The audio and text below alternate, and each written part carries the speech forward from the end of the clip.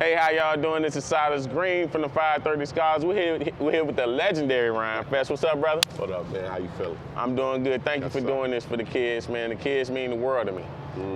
So we are just excited to have you here. You know, you bleed Chicago, you rep Chicago, man. So we want to talk about just Chicago, your experience growing up here, and just your ascension to greatness. Yeah. You know, thank you for having me, too. I appreciate being here. All right. Yes, sir. So let's just jump right into it. All right. So my first question for you is, what is your genius, and how did you find your genius as a young black boy growing up in Chicago?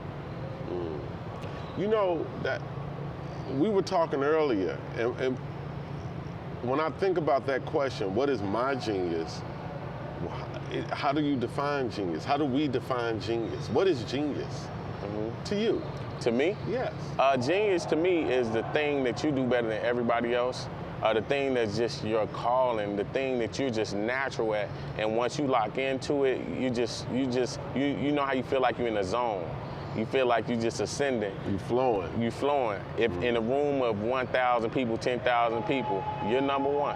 You know, and you're just natural at it. How do you find genius? I do. I agree that to harness genius is to be in a natural state of flow.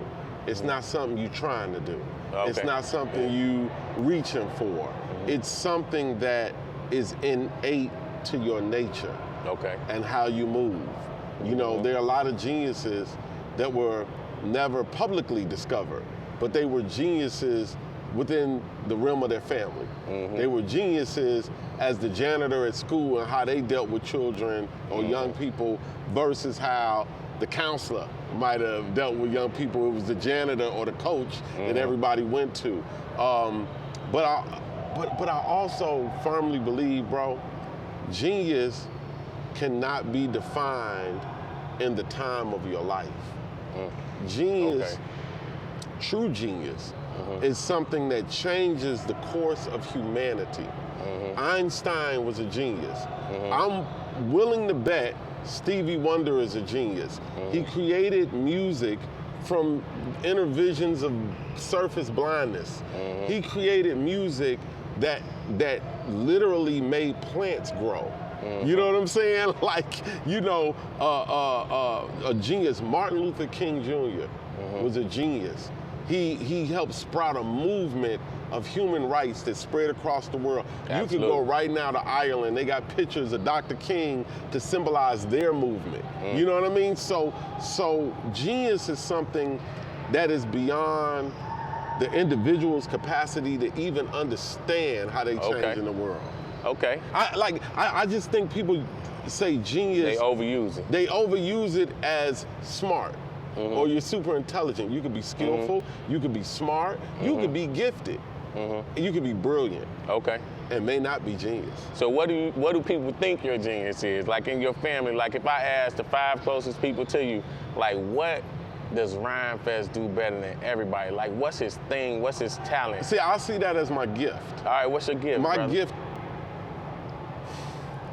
the worst thing to do is to ask a person to bring out their implicit bias about who they think they are. Okay. But I understand that I have perspective. Okay.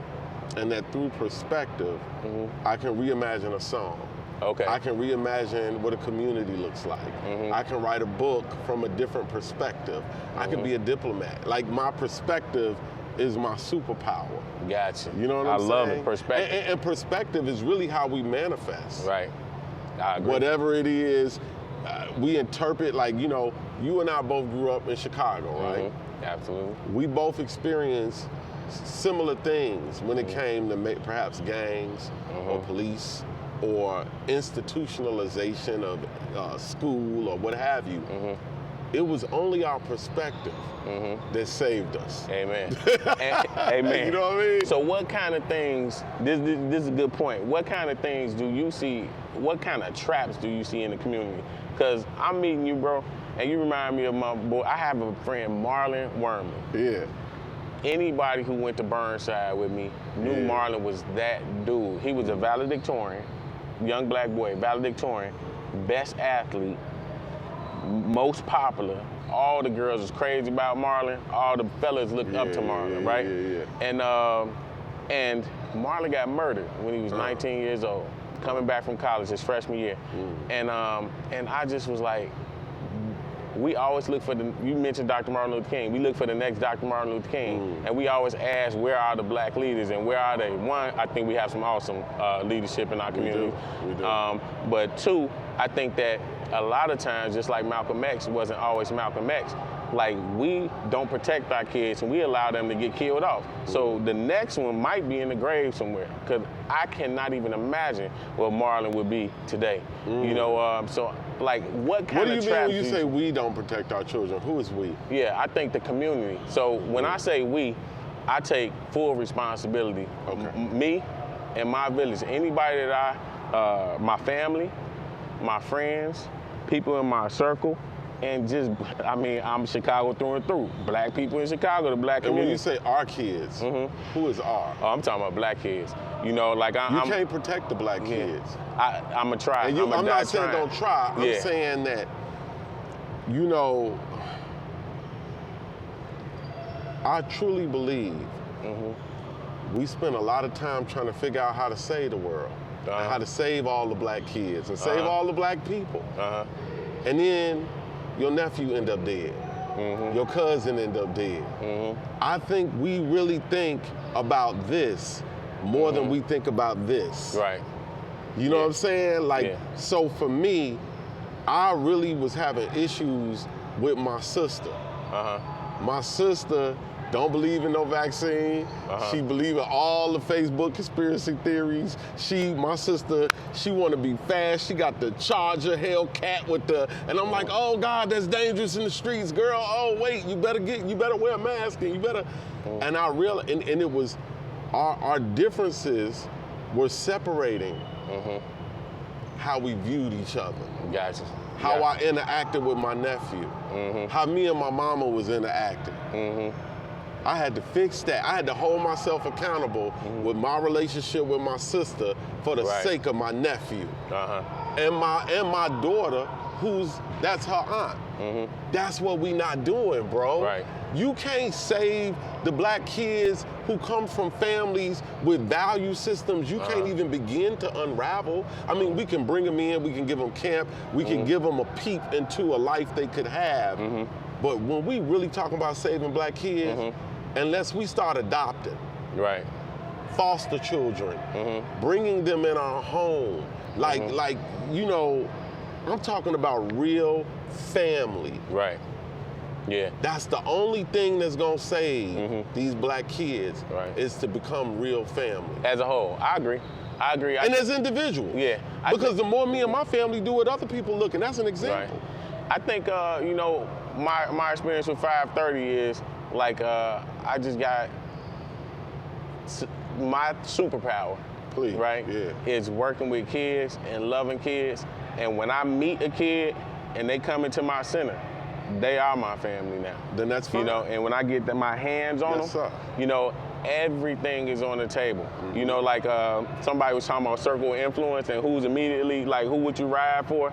You know, and like your point is fabulous. Like, some people think that people who don't want to be saved, you know, can be saved. You know, something like people who just like not even feeling what you're trying to do. But you can't save everybody. Right. You can't save everybody.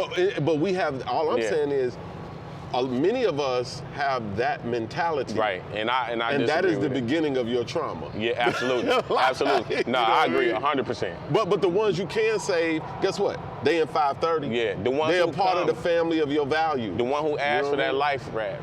You know what I mean? Then I'm gonna have it to give it to him. And that's what I said, bro. To me, my family is not about my skin color. Okay. I can't look and say, you know, black people. Who? Like, all skin folk ain't kin folk. That's true. So I'm looking at it like, who do I share values with? Yeah. Me and you come from a similar place. We have a similar understanding, and we move in growth in a similar way. We family. We in the same village. I dig it. Everybody, come on, say the truth, bro. No, I get it. And I think that's what young people have to know too, right? Young people believe that because you young, because we both young, because we both black, we got the same understanding. Right. And that other person might not be their family. Right. And when you asked about the traps, blackness is a trap.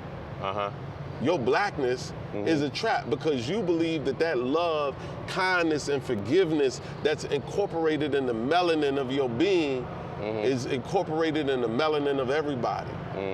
We don't all have the same understanding. Right. How do we get there? To me, values. What are your values? I read something once, bro, that said, an honest man can never be cheated out of anything. Because unpack that a little bit. How you come into that honest man, if it's anything other than honest and authentic, it ain't even in the scope of his understanding. Okay. How can you cheat him? It's almost like touching counterfeit money if you ain't never touched counterfeit money. If you ain't never, you like, but this ain't money. Okay. Like, because you move by certain how you move. We were talking about the school system. Does that make sense? Absolutely. All right. We were talking about the school system early, brother. Are you comfortable having that conversation? Yeah. All right. Why not? So my experience, I'm gonna lead with mine. Because everybody see that I'm the director of the 530 Scholars, and they like, man, you must be smart. Man, you was always good in school. You probably was a nerd in school. One, I think nerds are cool. So first of all, I think nerds are cool. Yeah. Second, they idea of a nerd ain't me because I always been funny and everybody likes me. You know what I mean? Yeah. But I graduated high school with a 1.7 GPA, and a lot of people don't know that. So I've been both students. I've been the kid that did not get accepted to college, and I've been the kid that graduated college on a full academic scholarship. I was a Gates Millennium Scholar, and I turned out well. When I'm talking about the traps, like, and just different things, like, I noticed that all the time when I was growing up trying to come out of school, the advice I was getting from my high school counselors, the advice I was getting from my community was like, school ain't for everybody. You cut hair, why don't you just be a barber? You're doing fine, bro. You know what I mean? Like, don't freaking be a visionary. You know what I mean? Like, be safe. Like, get a good job, you know what I mean? Like, so I was getting all that kind of advice, and they were setting this benchmark so low, you know, and we talked about opportunity youth. We're gonna get into that, but you want to share some of your story before you get into the opportunity? You know, I'm listening to you, bro, and it reminded me of Nas's story, where his father, who was a famous jazz singer, saw that he was cutting school and messing up in school, and he said, why are you even going? Why don't you just do what it is you want to do? And he became Nas. Because his father gave him the permission to go get the education he desired. I think there's a few things when we talk about school. I went to New Orleans, and in New Orleans, in their public schools and charter schools, they teach the children the trade of what makes New Orleans money. So a lot of them, the young black kids are being taught to be hosts, servers. Not that there's nothing wrong with that. You can every go state around is like that. You can go around the world. You know? They do that. But every state teaches to what the money maker of that state is. So you think you're going to get the education to be whatever you want to be in life, you being programmed to work for that state. Amen. You know what I'm saying? And in the cases of urban schools, you're being warehoused. You might not even be being trained to work for that state. You might be being trained to fuel the incarceration. Amen. The prison and being trained to fuel it. Absolutely. You know, move the desk back, let the kids fight. Walk in the I line. know teachers like when that. you go to lunch, eat off a tray. You know what I'm saying? When the bell rings, get up. But what we're really talking about is what, in our schools, we would say, well, we need discipline. Right. Yeah. This militaristic style of training young boys that doesn't work. So this, you know probably, what I'm saying? And that's why I dropped out of high school. Amen. Amen. So this probably doesn't shock you then. So we got like 80% of the opportunity youth. That's what they call it. They used to call it at-risk youth. 80% of them have high school diplomas, right? So to your point, right? Yeah. That does not mean that we focused, right, on getting them ready for what's next. What that means is they did everything that we asked them to do, and they ready for what we want to happen to them next. So 80% of them, and let me define it for the public, opportunity youth are now these youth who are between 20 and 24, are not plugged into college, and are unemployed in Chicago. 80% of that population, unbeknownst to a lot of people, aren't the gangbangers who never went to school and caused problems. 80% of them are the kids who came to school every day, did everything we asked them to do, to the point where we gave them a culmination award, right? We gave them a diploma and said, job well done, and now 80% of them are unemployed and not in school. What do you think that's about? Well, you just put something on my head. You said they're eating on trays, walking in, like sitting in the classroom, being disciplined. So it is probably a success story for somebody, right? Mm-hmm. It's not a success story for us. So the prison industrial complex are getting those kids, and they are trained to do what they don't need to learn how to eat off a tray, stand in line, get up when the bell ring once they get over there, right? And maybe they're not moving naturally. Yeah. They're moving mechanically. Mm-hmm. And bro, I see this even in people who are quote unquote successful. Mm-hmm. The mechanical movement always leads to mental anxiety, depression, breakdown. We have to learn how to be natural and consistent. Yeah. You know what I'm saying? Yeah. Authentic and consistent. Yeah. And I believe that that's something that oppression has done something to make people a certain kind of way. Whether it's guarded, whether it's, you know what I'm saying, stay at your level, you know what I'm saying? Like, absolutely. You know, the confidence has been removed. Absolutely. The dreams have been sucked out. And so we got to put color back into our kids' life, vibrancy, sports, activity, love, sensitivity, vulnerability, storytelling, song, you know what I mean? And what we hearing on the radio ain't song. Like what we hearing on the radio is program. Like, you know what I mean? It's a program channel. When I say song, I mean, when's the last time your child sat and just listened to a harp? It attracts angels. Yeah.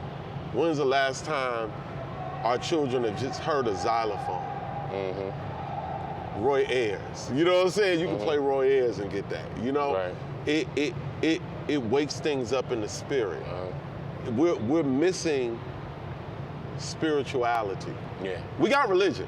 Oh, we got religion. We're missing spiritual wholeness. Yeah. And that's what's gonna glue families together. Yeah. And speaking of family, does that make sense? Absolutely, brother. Yeah, You preaching. You preaching louder than I'm saying amen. So 530 Scholars being my family, this is like with my kids. And now we are part of a whole village now that I'm here. You know what I'm saying? Like the village expands. The more people you bring here to do this, the bigger your village becomes. Yes. And now it's incumbent upon everybody has to have a role. Yeah. Yeah. Yeah. And when we get a name for the village, man, my role is education. Yes, sir. All right. So I'm a kill like, and you know what? I want to clear up some misconceptions. Like sometimes people think that we educate kids just to go to school, and our focus is college. As crazy as it may seem, like 5 is top 5%. Their whole life, NWA, whatever test they're taking, whatever they're doing, they need to be in the top 5%. So that's my benchmark for these kids, right? So I think that if it was playing the harp, I want you to try to be top 5% harp player, right? If you playing basketball, right? We are too great to just show up to places, right? We need to show up as ourselves, and ourselves. But if we show up as ourselves, he will be the best harp player. If we show up as ourselves, he'll be the best at what he does naturally because it's what he wanted to do. Yeah. And he doesn't feel, or she doesn't feel the pressure of what happens if I don't. Look, Michael Jordan knew this is what I got to do. Right. But he was comfortable in the environment. Bro, the biggest, you and I have been talking about it this whole conversation. School, home, outside. It's our environment that got us not able to. Absolutely. You know what I mean? Yep. And so what I pray for 530 Scholars is that it creates the environment for young people to spread their wings and be the best without feeling pressured that if they not good enough. Right. You know what I'm saying? Yeah. Like, does that make sense? Nah, I get it. Yeah. And I don't know. And you know what? I'm going to keep that in mind because I don't know that we do that. But I will keep that in mind. But what I do know we do is we always give them this thought of what's possible and what they can achieve. All things. You know, like, so like we were talking about superhero movies, right? Spider-Man was a punk, right? Spider-Man was scared of everything, right? Scared of his shadow. Superman was Clark Kent, right? So what happens is, in every superhero story, right, it's this person that doesn't believe in themselves and don't know how great they is, like Morpheus, you know what I mean, like Neo, right? Like, it's like, you don't know how great you are, you're the one, right? So we want our kids to know, like, you might be the cure for cancer, you probably are, right? I want you to expect that out of yourself. So we might add some pressure, right? But I want you to know that I believe that you are the cure for cancer, right? And I can't afford you not to believe in yourself. The world can't afford you not to believe in yourself. Let me ask you a question. What if one day they come to you and say, I don't want to work on cancer no more. I want to work on whatever. But they built up so much data, so much hope in the cancer treatment, but they come to you and say, I want to work on leprosy. Yeah, then I say you got to pivot. What I mean? And whatever energy you put into finding the cure for cancer, then you work on that. Yeah. You might want to leave medicine altogether. I've changed careers so many times. I was a behavior analyst. I was a community organizer. You know, then I was a government trained video and media, and now I teach ACT to high schoolers, right? So I changed careers, but every time I give my all, and every time it's for the betterment of my people, right? Every time, that's my goal. You know, like a lot of the stuff I got, I call it luck. You can call it destiny, manifestation, universe, right? But what I do know is that a lot of things that I got with my certifications, like, I didn't pay for them like most people had to pay for them. I saw opportunity, and I was in the right place. They needed an instructor, and I said, hey, I don't have any money to pay, but if you let me take these classes, I will come back and teach, right? And you can take the money out of my stipend. And they saw something in me, and in 2 years, I got 11 industry certifications. Those would have cost me $26,000. I had a credit card with a limit of $5,000 that was already maxed out for my first certification, right? And that's how I got my certification. So it is in me to provide that opportunity for every youth. You know, maybe it might not be video, but it's gonna be an opportunity, right? An opportunity that's gonna put you on a different projectile. So whatever it is, you know, when I was a community organizer, I was great because it was for the people, you know? When I was a behavior analyst, I was great, right? Because it was for the kids. So if they wanna do something else, they should do it. But whatever they do, I want them to know that as a 530 scholar, you gotta show up as yourself, man. You can't mail it in. Matter of fact, I tell them, when you feel like mailing it in, it's time to leave. It's time to pick something new, because you don't want to do that no more. But somebody is waiting to get in that seat and be the best at it. Make room for them, and then go find what you want to do. That makes sense. So that makes sense. So that's kind of how we roll. So our benchmark for success is top 5% in everything, bro. Yeah. Top 5, and I want our kids to be great, man. But you know, I'll say this: I failed way more than I've won. Up to the top. Like, I failed up. You know what I'm saying? And I'm having issues lately with setting a mark and having a desire. Because I'll be feeling like that's the quickest way to not get it. Oh, really? You know what I mean? Like, you have to do what you do, like show up as yourself, be yourself, until you can seize the opportunity. I think sometimes we get so locked in to winning, so locked in to how do I get this money? How do I get to this place? We miss everything around us, bro. Oh, so the journey is more important. The journey is more important than the destination. Absolutely. You know, and I just really believe one of the trappings, we talked about this, the trappings of black people. We get so locked into the destination, we miss the whole journey. Amen. And miss the point. You know what? I'm gonna tell you something funny. So I am a goal setter. Yes, sir. Right? I'm a visionary, and I do it. This is the craziest thing. I don't know if you do it, but I was telling my wife about it. We have vision boards. We do a vision board party with 530 beginning of the year. We paint the vision boards, and I hang mine in my house.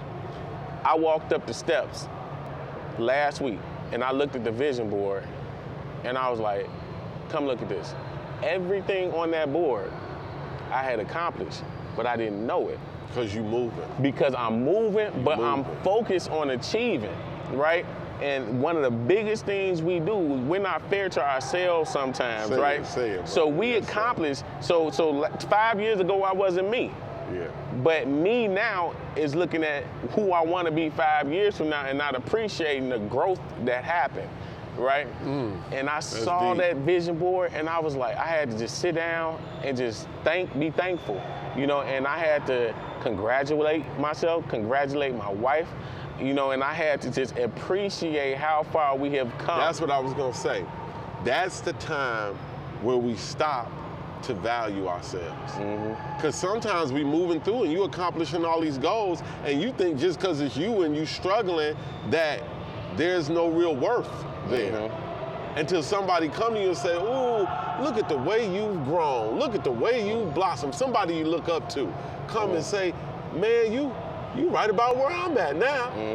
And then you look around and then you stop and you value yourself and be thankful for the journey that you've been through. Amen. But you can't see it while you're struggling. No, you know what I'm saying? You don't see it. You don't see it. You know, and I value your time, and so I love. We having a okay, my man. fireside my chat, man. brother. Okay. Yeah. So let's talk then. Yeah. So on the case of mentorship, have you had a mentor that just totally helped you change your projectile in life? Many. Okay. Many teachers. I mean, I can name them from Dr. Donda West to Cornel West.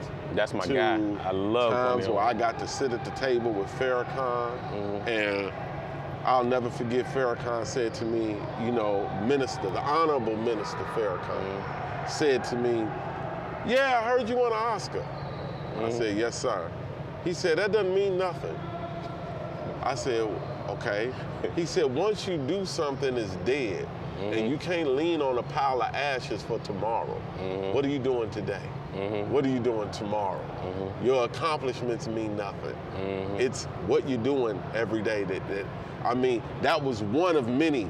You know, Reverend Jesse Jackson sat me down and said, every president, if you vote for them, judge them by the standards of the best president.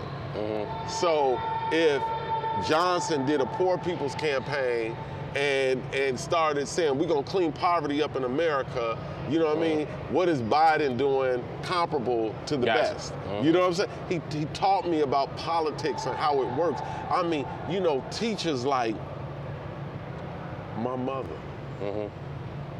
Watching my mother had me at 16. Watching her grow up and go through her 20s and kind of going through them with her. And then watching my mother mature and become the mother that she is now lets me know anything can flip around. Anything can grow love horns on it. Like anything can be forgiven, anything. Man, my father, my father, I never knew my father. The day that I met my father, I blamed him for everything, but then he was homeless for 35 years. He didn't leave me, he failed.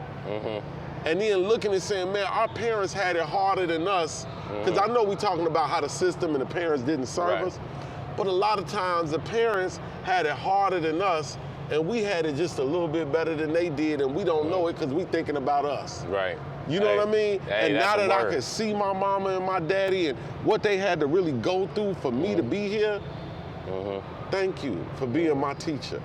My ex-wife taught me so much during our marriage. And the day that she said, I want to leave, I had to be loving enough to say, okay, what do you want to be whole on the way out? Like, you know, do we have forgiveness, love, patience, tolerance, temperament for one another in love together or growing apart? Like, bro, when you ask about my greatest teachers, man,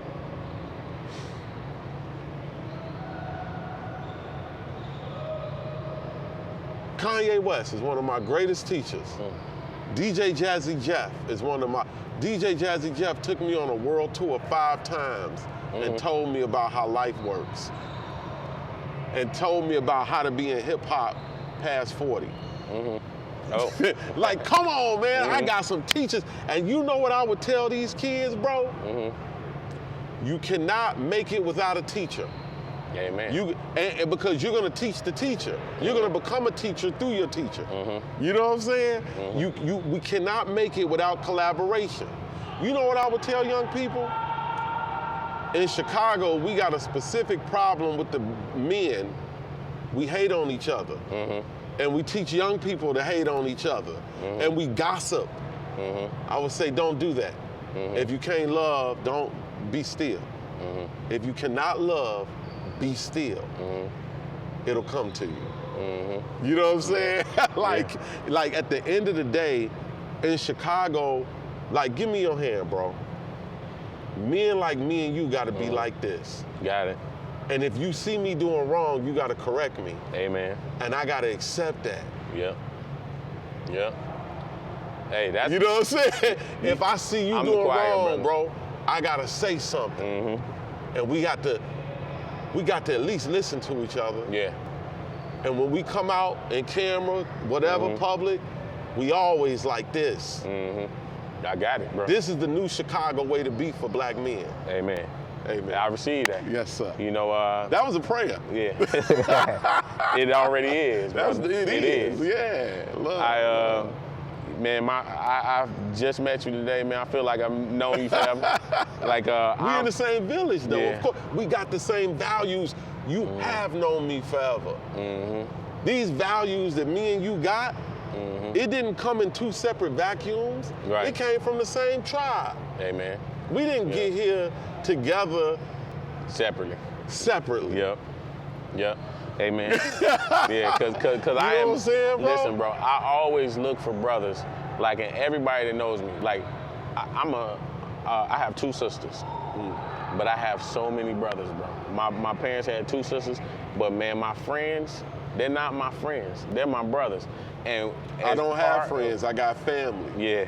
So it's part of being my brother. They know I'm going to hold them accountable for everything. They know also that if I'm good at something, it's because I worked at being good at it, and I know that. I don't need them to tell me what I'm good at. I need them to tell me where I need to grow, right? So we always have these hard conversations, and I welcome them. They excite me. You know, I had a parent, Warren Edwards. One time we do family game nights on Fridays. So if you're free, I know you're always busy. But, No. we have, Why would you say you know I'm always busy? How do you know I'm always busy? I shouldn't even put that in there. Why you put that I'm on going to invite me, bro? you to our family game night. There you go, brother. You can host it. All right, and we're going to have a good time. Hold on, you gave me a lot of responsibility at the end of that. You told me. Hey, ask for what you want. shoot for the stars and you land on the moon. But we have family game night. And before that, we work with the kids. One Friday, no kids showed up, but his daughter Madison. Me and Lemmy are great educators. We're talking and we're waiting on kids to show up. And we're just talking, Warren too, everybody's having a conversation, we're waiting on kids to show up. About 30 minutes in, no kids showed up. So then we kind of like, all right, so I don't know what we're gonna do activity-wise. We continue the conversation, we eat, we have a good time. Warren called me on the way home and he said, hey bro, he's like, I don't know if you was disappointed because no other kids showed up, but Madison was here. And he was like, and when I saw it was just her and both of y'all, I got excited. He was like, and I was like, my kid is gonna get one-on-one by 2 of the greatest educators I've ever met. He was like, I was excited. And he was like, and for whatever reason, that didn't happen. And he's like, and I just want to bring that to your attention. And I was like, oh. The next week, I had an agenda that was timed out. I had a plan for as soon as the kids got there, no matter who showed up. And from that day, each day, we just got better and better, more organized, more focused, and the kids grew. So we became a better program because of the feedback he gave me as a parent. And I always tell him, that was about 4 years ago, I always tell him, I'm like, bro, I was like, give me that type of feedback. Now think about I need that. Think about if, in that feedback, had you been like, man, well, she was the only one there, and blah, blah, blah, and blah. Don't nobody want to hear that. Yeah, you're right. And she don't deserve that. She don't deserve that. Yeah. Sometimes we get so caught up with defending ourselves, we not listening. Amen. You know what I'm saying? Bro. Like, I love it, brother. I always say first, when people give you feedback, you gotta filter it. You gotta say, is it true? And it was true. That happened, right? Is it valuable? Right? And if it was valuable, and I decided it was valuable, very valuable, and said, do I need to make the immediate adjustment? And I was like, all 3 check out. I gotta adjust. All 3 check out. Yeah. That's how I roll. Hey, and if we are all like that for one another, we hold ourselves accountable, and we allow others to hold us accountable. That's a village. What police can come and kill a kid on that block? Who can have a bad school on that block? Who can have a store that sells rotten meat on that block? You know what I'm saying? Bro. Like once we are like that, and we live next to each other, and we doing game night every week, and the community program is really the family getting together. Amen. Bro, listen, we kindred, bro. We kindred. The next statement I was gonna say is, because I'm greedy, so that's why this sweatshirt getting tight. But I always tell people, some of it way down there. But I always tell people, if I went to the store and they gave me rotten meat, I wouldn't accept it. So when I go in any of these schools, I don't care if it's a community school, and they give me a rotten education, I'm not gonna accept it. Right? You can't give me that. But let me ask a question. Right? What if I said, what would you say if I said, man, just send your kid to school to learn how to read, write, and do math, and the rest of it, you're supposed to do that at home? I say thank you. I say thank you. Because the biggest thing I got out of school was reading, writing, and math. You know what else I would say? I took that and Frederick Douglass my way to the rest of it. You know what else I would say? I would say, I'll teach my kids reading, math, and how to write. What you do is you assess them all the way through, where they at, and tell me how good of a job I did. So let's talk about real genius. I remember one time I had a conversation with 2 young people. One was 14 and she was a sophomore in college. Her brother was 16 and he was a graduate that was tutoring other college students, 14 and 16. And I asked them, what school did you go to get before college? Oh no, we were homeschooled. You know what I'm saying? And what we find in studies is that homeschool children actually are way more academically advanced than institutionally schooled children. Absolutely. Now, the thing about that, though, is this. Is that a mark of genius? Not to me. No. Because it's a better system. It's a better program, system, which allows them to be at the height of their intelligence. Absolutely. Our children are being lulled and rocked to sleep through education, or the guise of education, right? Bro. And yo, if we could figure out how to individually give our children the educational attention and experiential learning they need, they can be where they need to be. I just really think trying to fix a mass school system is futile. It's futile. Yeah, I think you described who we are as the 530 Scholars, bro. Yeah. That's our mission. Like, we don't want to fix the school. We want to use your $1 million assessments to see where our kid is in 3rd grade compared to their peers. I agree with that, yes. Right? And we want to see, you know how they use 3rd grade scores? Or now they say they don't do it, but I'm pretty sure they do, to know how many prisons that they build, right? We use the 3rd grade scores to see what type of school our kids are on the path to get to. Again, not just for the sake of school, but we want them to go for free. We don't pay for anything that they give away for free. And we say, if you're gonna play the school game the right way. We want to talk about financial wealth. That conversation can't start if you're taking a $200,000 loan out, right? You buying a house without buying a house, and now when you graduate and try to buy a house, you can't buy a house, right? But the majority of people that take that loan out don't even get the receipt. Yeah. Absolutely. And still got that long. So we say, if you're gonna go, let me show you how to go, right? And when you go, you're going to network, right? You're not even going to college to learn, especially not with a bachelor's, right? I always tell my college students, whatever class you take, go on Amazon, get the top 3 books, the top authors. Those are books your teacher read. Read those books before the class and go to class and have a conversation.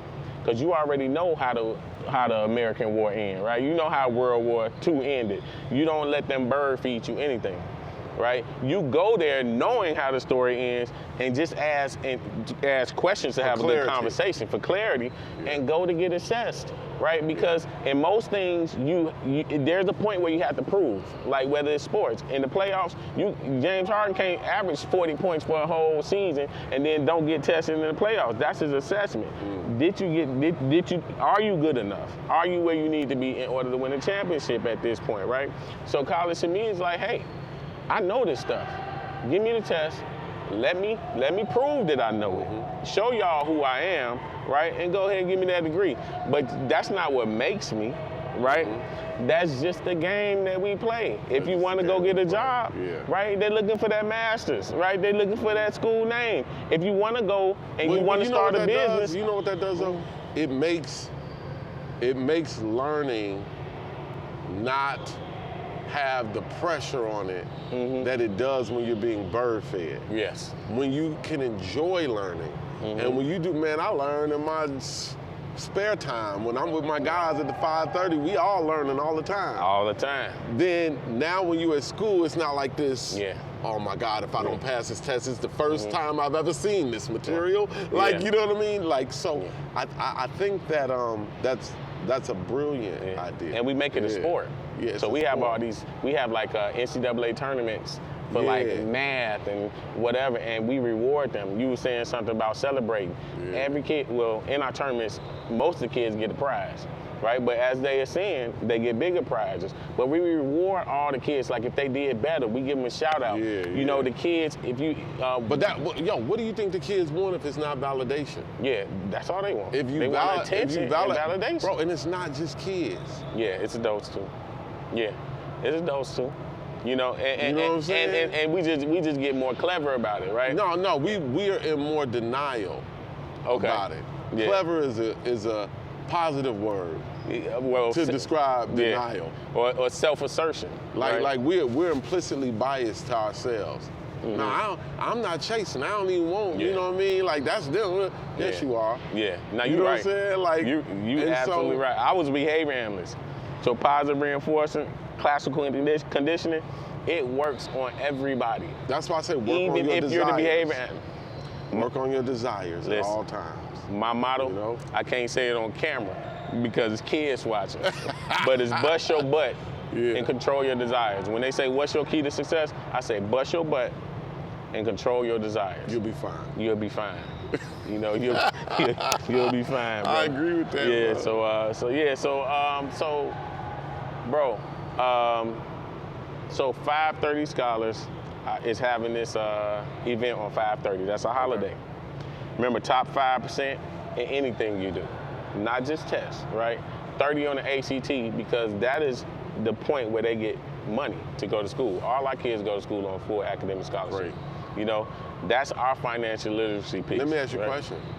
Do you all make financial way if the kid says, or young person says, I want to be a carpenter, I want to be a plumber, I want to be an electrician. How do you help get them in a union? How do you help get them? So what we do, so Dawson has a program. So any test that the kids want to do, we have a girl that wants to go to the military, right? So she's like, I have to take the entry exam to see where they're gonna place me. So I went and got the book, right? And I'm teaching her just like I teach everybody with the ACT, SAT. Because what happens, Rhymfest, no matter what field you're in, when you go and show yourself and you put up a score that they ain't seen all year, you don't have to figure out how to pay for it. You understand? Like when my kids, I got a kid at Stanford. I got a kid at Stanford, free. Got a kid, USC, full scholarship.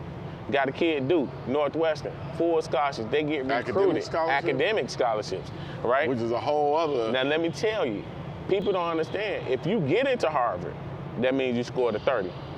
Guess how much the average family in our community would pay for Harvard for a year? How much? $600. Because most of those schools have endowments, and if you get into school, they find the money because they're recruiting you. They just want you to commit early because they know that Yale is going to knock on that door next, right?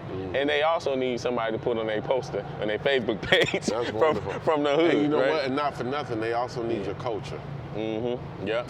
They need your culture. That's gold. So our culture is gold. And we don't understand that our culture in many ways is our country.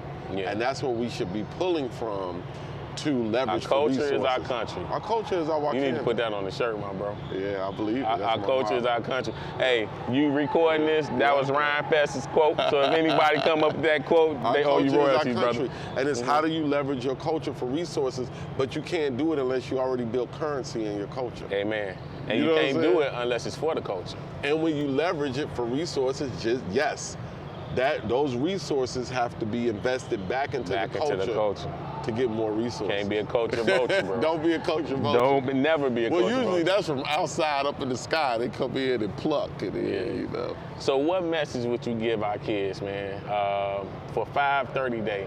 You know, our kids we're trying to redefine greatness. We talked about we got to redefine genius because you was adamant about that. Well, no, I mean, my thing about genius, again, bro, it's just genius is Tesla. Like the guy that helped create electricity. Like, you know what I'm saying? Like I believe the iPhone is genius. It fundamentally changed the way we live. The motor vehicle is a genius idea. We ain't using horses to go to Milwaukee no more. Like, so when we say genius, what have you done to fundamentally change the way we live? And that's the goal. Yeah. That's the goal. I mean, that's a goal that you may not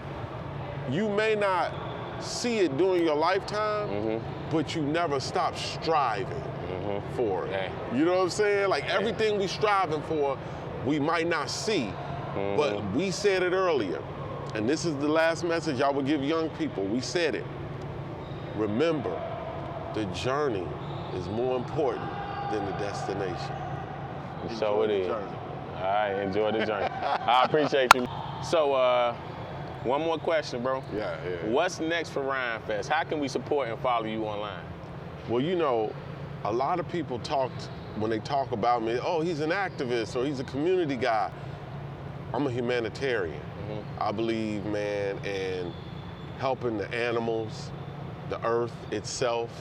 The plants are alive, you know what I mean? Like treating the earth right. And also the people are part of the earth. So one of the things I'm working on is with an organization called the Abolition Institute. We're going to a country called Mauritania where the Arabs still enslaved the black Africans. And I'm working on a musical project about freedom, love, family, humanity, and we're going to perform it in this sub-Saharan desert country called Mauritania with some of the freed slaves. And we're going to be putting their music combined with American jazz. Our good friend Tammy McCann, she's coming with us to sing, jazz sing. I'm adding hip hop, Afro-Caribbean rhythms, And so we're putting out a single about this country where slavery still exists. And I leave next month, and the EP, the album that we're doing called Raise Voices, where we're going to have, it's just going to be an international, global, African-American contribution of music. It's going to be out this summer. How can we get that, bro? How can we support that? Follow me at Rhymfest, whether it's Twitter, whether it's Instagram, just at Rhymfest. At Rhymfest. And, everything will be rolled out soon. Absolutely, bro. That sounds awesome. Yeah. Figure out where we fit in that project, brother. What we would like to do definitely is, and this is not only what we're doing in Africa, but for what I'm doing nationally and internationally, we want to do foreign exchange programs where even I have a ranch and some people that I deal with in Wyoming where we want to bring young people from Chicago to Wyoming to learn about equestrian horses, to learn about how to fish, to learn about nature, the moose, the buffalo, the bear, the wolves, learn about, you can be a forest ranger easy because there's no black forest rangers. Mm-hmm. You can work in nature, man. Our national parks around the country, 300 million people a year visit them. 1% of it is black. People from around the world, 1% is black. So, I want to introduce young people not only to Africa and the continent, I want to introduce them to the beauty of the land that is America as well. Amen. And so that's what I'm really working on right now, is how to build through art foreign exchange programs that help us get to know each other everywhere. I got some ideas for that, brother. Okay, I look forward. I'll be your media arm of that. Teach the people to capture it and edit it and just, man. Let's talk after this. Love lessons, bro. Love lessons. I'm digging that shirt. What is that all about? Yeah, love lessons. This is my forever dream project that I'm working on. So the album is done. However, there's a book coming with it. Okay. And the book is about how black men process pain. Because we get a lot of black men in pain. Do we even process pain? That's what we're going. That's what this book is digging into. So I really, in the book, I'm talking about my divorce and what I did. And you know what I'm saying, and how how heartbreak. Black men have that. I know we look tough. I know we look like, but we have heartbreak. I'm talking about career heartbreak. I'm talking about friendships that, in this book, it's just about how do you love through pain? Okay. How do we love through pain? I'm digging. And so the album is done, but I say dream project because I got to finish the book before I put it out. All right. But I'll wear it to remind myself of what we're doing. All right. Well, I want one of them shirts so I could wear it to remind you of what you're supposed to be doing. You got it, bro. You got it. You got it. I'm going to get a 530 sweatshirt. Amen. and a track jacket. I got the whole outfit for you, bro. I need the track jacket. I like that. All right, bro. Yeah.